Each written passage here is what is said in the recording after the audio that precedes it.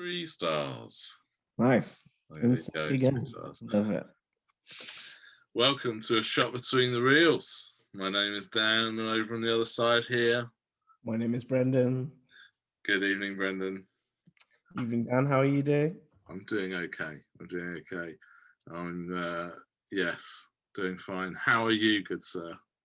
Yes, I'm well. I'm very good. I noticed that you're looking even more packed up, which means There's a few extra boxes. We are it's not long days to away from moving house. day. Yeah, we're almost there. And so there you go. I'm gonna probably won't be watching any films for the next few days at least. Get the last bits ready. So yes, we have a film tonight to have a frank discussion about. We do. Brendan, tell us what that film is. It's exciting tonight. I hope you're ready. It is The Color Out of Space. Yeah. This is on Amazon Prime currently. Currently on Amazon Prime. Mm. H.P. Lovecraft adaptation. One of his short stories. Color. I think The Color Out of Space is the name of the short story, and then the film they drop the just because why not? Because it's about color. That's why they didn't need the. They'd get rid of the. I mean, for us British folk, it throws out immediately in the first word in the title one of those annoying moments where you go, "Oh, Americans can't spell." Because it's like, there's no from yes for us. There's a U in colour. But I have to say the poster and the artwork, strong game on that. Just before we get any further, very cool. I like it. This film is about style, as we will discuss as we go through. But yes, and I feel like we should just drop in there, starring Nic Cage. Okay, to whet one's appetite. If you haven't watched the film but you're watching the intro, it is if you've watched one of our earlier reviews, Mandy, okay, and you've seen that film, it's the same production company, okay. That should basically tell you everything you need to know at this point. Yes, indeed. So if you haven't seen this film, go and watch it. Yes. Tell us, Brendan. Should we do star rating? I know you were umming and ahhing. We spoke before this, and I said how right now, because I only just watched the film, so it's fairly fresh in my mind. I finished it last night, and I'm between two scores, so I'm going to give my current score, and then if it potentially changes, I might rescore at the end. We have done that in the past on other reviews. But for right now, I am giving this film 3.5 stars. Ooh, 3.5 stars. Respect, Brendan, respect. Very good score. That's a recommendation from Brendan. Yes.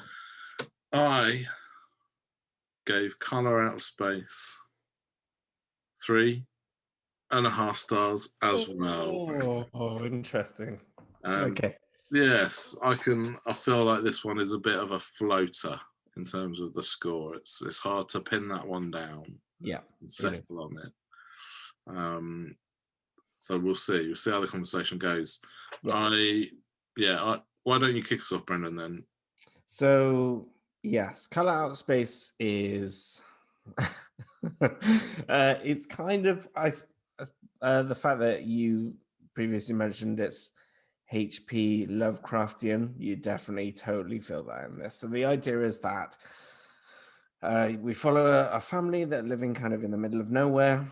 Nic Cage, head of the family, man of the house, and then he has he has 3 kids, doesn't he? And his wife, we early find out that his wife has cancer, suffering through that, and they one night a meteor falls from the heavens, as it were, and hits just outside of the property, and from that point onwards crazy things start happening. They're seeing this color that they can't really describe. It's kind of like a pinky purple, I guess. And it transpires that it's basically an organism of some kind from outer space that's seeping into the surrounding area and affecting all those that come into contact with it. And then we just follow the story on from there. It's kind of bad news, isn't it? The stuff it seems to be. Bad news. It's a horror, basically, this film, I would say. Yep. I kind of felt like, though, at the start, certainly for sort of first 45 minutes, hour maybe, first 45, it's kind of got that dark but humorous tone. Yeah. Slightly creepy and weird. It's foreboding, isn't it? That's how I would describe it. It reminded me a bit like Donnie Darko kind of vibe. Definitely. See that. At the start. And I would say about halfway through I was thinking, of course, it's nowhere near as mental as Mandy. Oh, okay. I was wrong. It kicks off major by the end, doesn't it? That sort of last half an hour, 40 minutes. It's so funny because I felt the same way. I thought, man, I remember Mandy being like really crazy. I mean, I think I described it at the time as if a heavy metal album came to life, that was what that film was like. It was mad. And then this film, agreed, it takes a little bit of time. I think it's unfair to say it takes time to get into things because it's building suspense and it's doing it right. So that stuff is good. You're getting to know the characters, feeling a sort of connection with each person, and then, oh my, when when it starts laying down the deal of what's going on, it goes mad. Yeah. I agree. I think that early stuff, actually, I really liked that stuff. I thought it was interesting. I like the dynamics and learning about the characters. Yeah. Do you think it's fair to say, this is what I was going to say, and I'd love to hear your thoughts. Is it fair to say that this might be a discount John Carpenter's The Thing? Well, there's moments, isn't there? There's definitely moments where you're like, particularly with the alpacas, where they go in to find, like, they're making noises, and it basically looks like the bit where the dogs have kind of created a weird, or the huskies or whatever, and have created this weird kind of, it looks like they were just like, well, that monster thing in The Thing, let's just make that. Let's just do it. Yeah. And to be fair, if you're going to copy anything, The Thing's one of my favorite films. So yeah, definitely. I mean, is this using, because obviously they would have had to use practical effects for some of these shots. Yeah. And it pays off, I think. Yeah, I mean, okay, so a couple of times, I watched this film in like 3 stints, okay? Oh, wow. The last 2 kind of chunks I watched when I was having my lunch, and that was a mistake. Some of the stuff is gross, okay? It's gross, and it looks very real. So, yes. It's pretty messed up. Let's be real here. Yeah, I was really not enjoying the bit with Nic Cage's arms. That was freaking me out a bit. But yeah, what I want to say, the moment where it just switches and you think, oh, whoa, is the bit where they're all in the house, it's this evening, and the mum is getting the food ready and she cuts her fingers off, and you're like, and she's got this super creepy face on. Yeah. She just like switches. She clearly isn't herself in this moment. You just have that chop, and you're like, And that's where the film is going into our higher gear, right? Because I think it's about from that point where everything just starts going completely off the rails. Yeah, and I really enjoyed a lot of that stuff. I do want to say I laughed out loud at one moment. Now I'm not sure whether you should or not, but later in the film, there's the moment where the son and the mum, the youngest son, they kind of make this weird fused being entity. It's the bit where the daughter's forced into that room, and Nic Cage's leg is turned to feed mummy. I think that probably set me up for a giggle because that line is incredible. And because Nic Cage by this point his character's totally lost the plot. Yeah. And then she's like freaking out, obviously. Yeah. And then the next, like, there's another scene in the middle, and then when it cuts back to the room, you see this giant spider thing, and when that thing popped out, I literally laughed out loud. I couldn't help it. I thought it was so funny, like that this mum and child had like formed this weird arachnid that seemed to want to eat the eldest daughter or the daughter.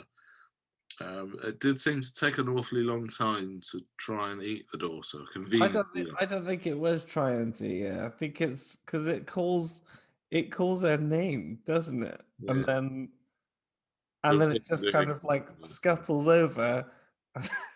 Kind of just drooling on her. Leans it's very strange. Leans over her face for just ages, just kind of making noises. In terms of the creep factor vibe, admittedly, I did have a chuckle at that line before he throws her into the room. Time to feed mummy. but I'd say the creepy stuff when it's all the different noises that it makes, and the sounds. There's great sounds in this. Really good. The music, the use of the music is brilliant. Yeah, very, very cool. It's very,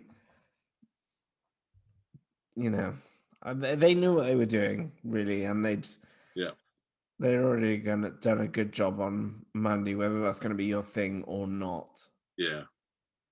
No, I agree. I think I quite like the character of the Ward Phillips, the guy who is the I can't remember what he is. He's the water specialist, whatever that is. Yeah. And he kind of comes in. He's kind of got this slightly romantic undertone relationship with Lavinia, the daughter, and that's a really interesting bit. I think that relationship kind of works quite well because I guess he kind of, and both of them kind of, as characters, as in the audience, you're relating to them a lot, and seeing things from their perspective a lot.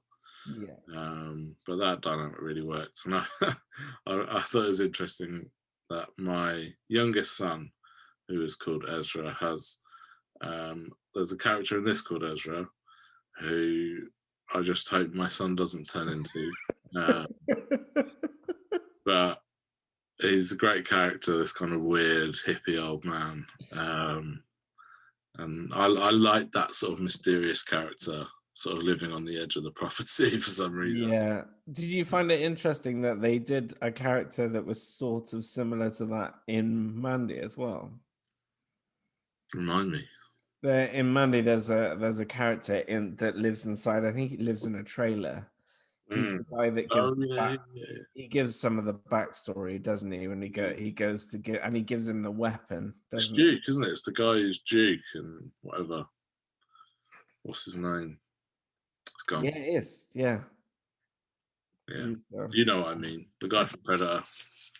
I do. Yeah. Yeah, he's great. Yeah, he's great in that little cameo scene in Mandy. Cool. That's great. I think we remarked at the time that it was a really good cameo scene. So I think his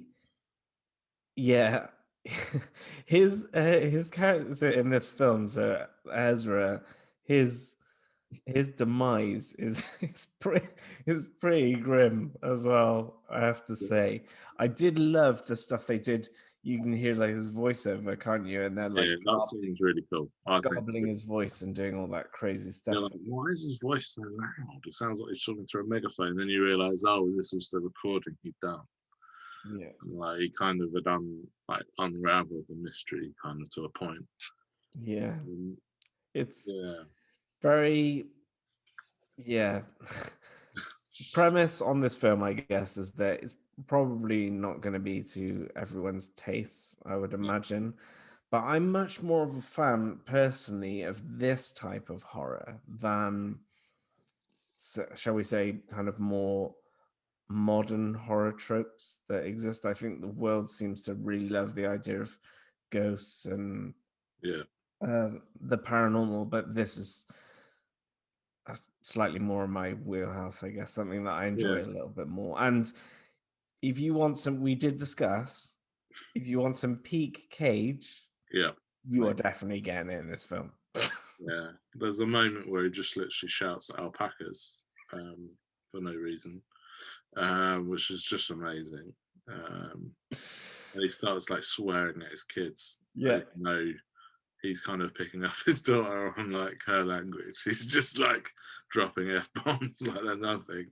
it's great. It's great. So yeah, I mean Nic Cage, he's worth the entry ticket alone for this performance. Definitely. And you can never say Nick Cage isn't bringing it because he's, 'cause he's definitely bringing it here. Yeah.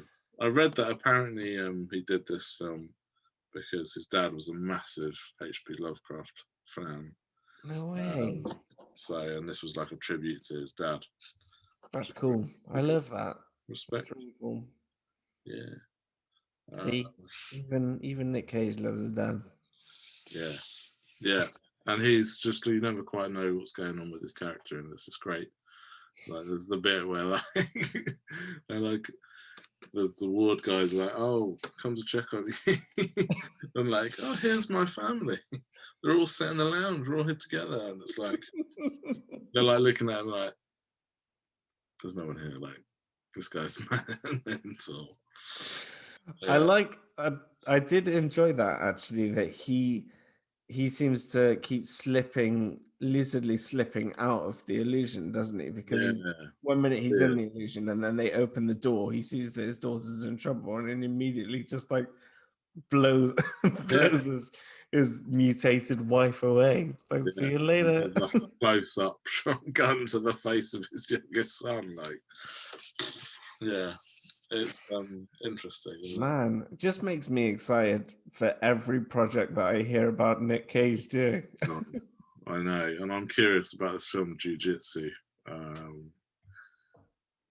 You just know it's going to be bad. I think there's an element that with this film, probably with like a film like Mandy, and probably most of his back catalogue, where I'm kind of wondering whether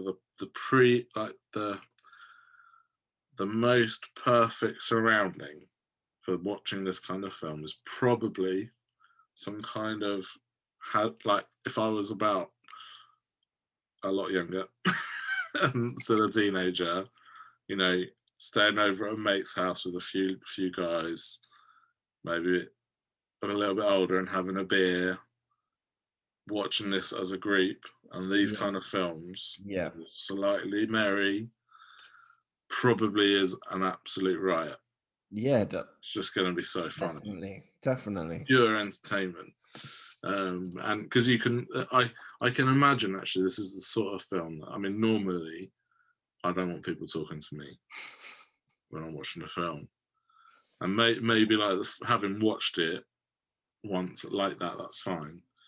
I think this is the kind of film that you would revisit with friends. Next time you watch it for the banter. Yeah, and to just discuss the pure mentalist stuff that's happening. Just to laugh at it. Yeah. And enjoy it. To the because I'd love to hear your opinion on the end of the film. Yeah, I was trying to work out what actually happens, and I read one thing, like a few things I've read online, kind of people going, not quite sure what the point of this story was, and kind of the ending is a bit like that. Really, there's an element of, okay, so what actually happened? I don't really know. It seems to. I was trying to work this out from my interpretation. When she gets infected, it's as if it channels through her stronger because I don't know, of her connection to darker arts. And then there's like the huge vortex that's Yeah, kind of created, and then it completely destroys the house yeah. and effectively, Almost destroys itself. Do you think? yeah, it like bleaches the area, doesn't it? Like wipes. I love that actually. I was gonna say, cool touch at the end of the film is almost black and white. It really takes the color out, doesn't it? It wipes Yeah, so much of the color out. It literally removes the color from the yeah. landscape. Very good. Very good. Yeah, Yeah. really, really cool kind of final shot there, Yeah. effectively in the True. film.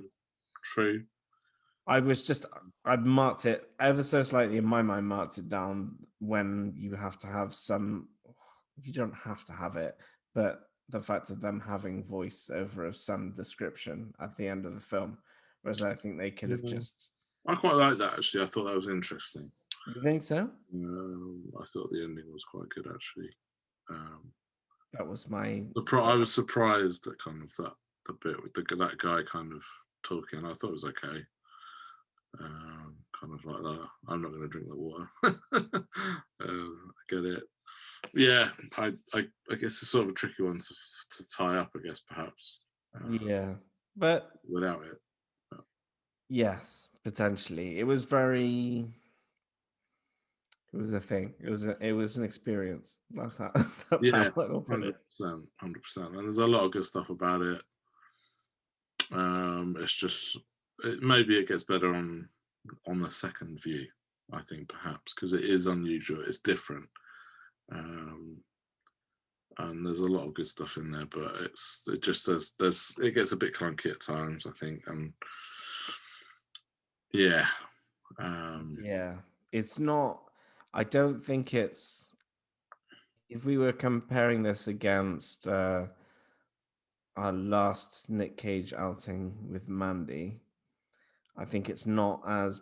Personally, I didn't feel like it was as messed up as Mandy is. Really, I mean, man. I can just think of the one scene with the guy with the.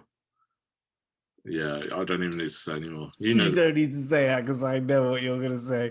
But that film is really crazy, and this yeah, isn't half. This isn't half as much as that. It doesn't feel half as insane, I there's a think. lot more dialogue as well. So even though Yes.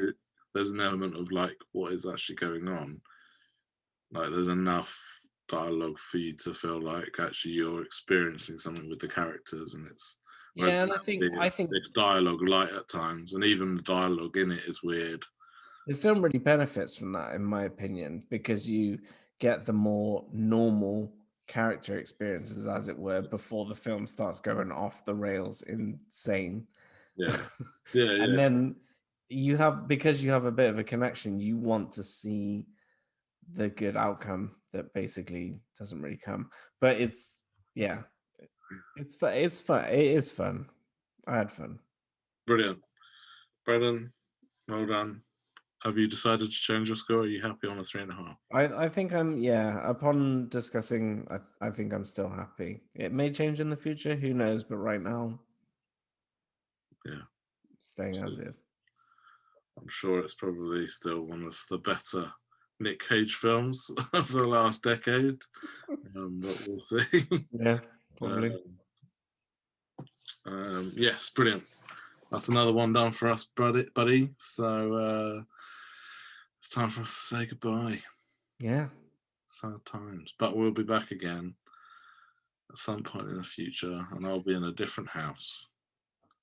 So exciting. I'm looking forward to a very cool backdrop. Don't let me down. Other than the I fact will that not have an office anymore. So eventually my walls will change, but right now. yeah, I mean, I'll miss that hole that's behind you. Yeah. Never mind. Right. Well, it's goodbye from us, everybody, and we'll see you again soon. Bye. Oh.